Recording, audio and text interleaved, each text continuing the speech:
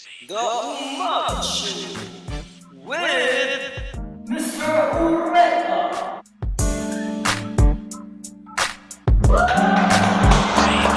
Welcome back, and you are still watching Umaga Show with Mr. Ureka. Kamakailan lang ay lumabas sa isang controversial na video ng boy sa Roque Edgar kasama ang girlfriend niya si Neymar.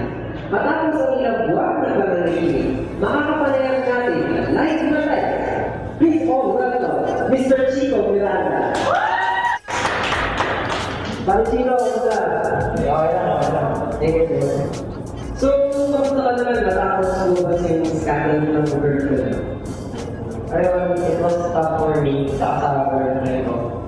Since one day, nagulat na lang kami, nandun na sa internet at sa iba-ibang social networking site. Napagkasundan kasi namin na personal na bagay na yun, nasama na lang yun. And then, sinigil namin sa hard drive ko. And then, yun nga, one morning, pagising namin, nakalat na siya. So, nagulat din kami. Kamusta naman yung isinampang kaso tungkol dito sa case na to? At may hinala ka ba kung sino yung nagkalat ng video na to? Yung sa kaso, naipasa na namin yung reklamo namin sa korte. So, inaantay na lang namin yung decision ng judges kung kailan nagkakaroon hearing or whatsoever.